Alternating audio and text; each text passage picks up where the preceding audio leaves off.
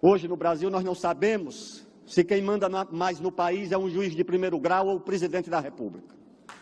Nós vivemos uma espécie de anarquia ou pré-anarquia na relação entre os poderes.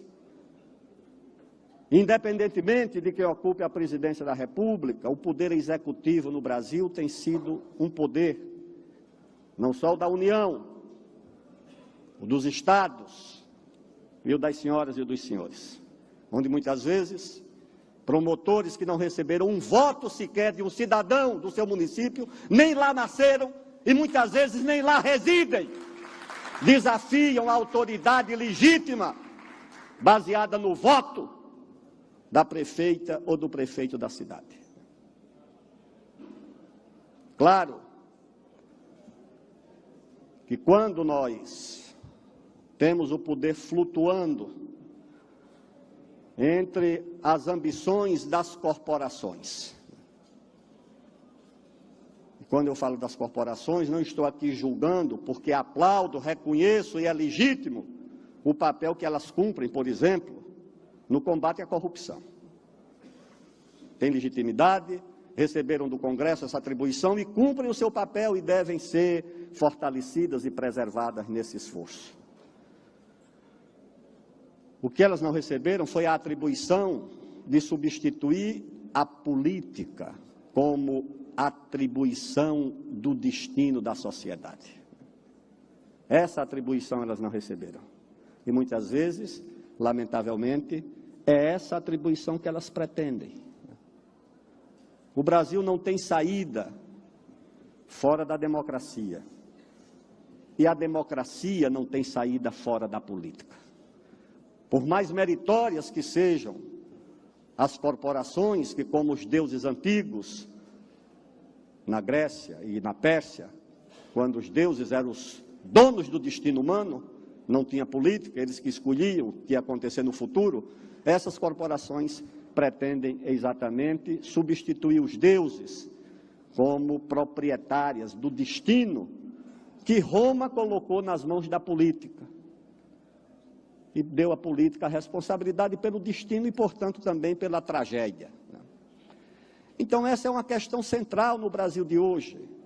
Ou se restabelece o equilíbrio na vida democrática, ou nós não vamos conhecer soluções permanentes, duradouras e profundas para os nossos dilemas.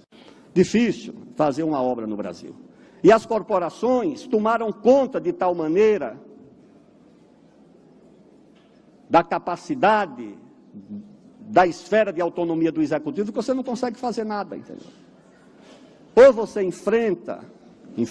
Quando eu fui ministro da Ciência e Tecnologia, eu mandei fazer um levantamento de toda a legislação, a constitucional, a infraconstitucional, as portarias, os decretos, as resoluções do CONAMA, que dificultavam o investimento em ciência e tecnologia. Perdi empresas que já estavam no Brasil. O embaixador disse: ministro, nós vamos embora para a Argentina, porque nós somos uma empresa de engenharia, mas só contratamos advogado. Conseguimos contratar engenheiro, é só advogado, porque a legislação no Brasil é uma coisa impossível. Acordo de investimento com outros países. Ministro, estava tudo certo, o seu laboratório é muito bom, o seu centro de pesquisa é muito bom, dava para fazer soro, vacina, mas não dá para fazer pesquisa com os senhores porque a sua legislação não permite, ela é impeditiva. Chega muitas vezes numa cidade, uma delegação de um órgão de controle do governo federal, pelo amor de Deus, o gestor é tratado como um criminoso. Em primeiro lugar, ele é suspeito. Então, você precisa enfrentar, porque isso tem sido fator impeditivo de ações de desenvolvimento. Isso não foi uma coisa feita por acaso. Esses órgãos de controle foram hipertrofiados no começo dos anos 90, naquele ajuste que o Brasil fez, que assinou aqueles acordos com o FMI, não sei com quem, que como diz, não pode proibir orçamento, tudo bem, mas vamos colocar uma legislação tão dura que ele não vai ser executado. Vai ter orçamento, mas não executa. Essa foi a filosofia que foi praticada. A hipertrofia dos órgãos de controle não foi uma inocência, não foi por acaso, não foi uma coisa neutra. É para dizer o seguinte: vai ter orçamento, mas eu quero ver eles gastarem, quero ver eles executarem. Era essa a filosofia. Eu sei que acompanhei esse debate, nós mais antigos temos essa vantagem.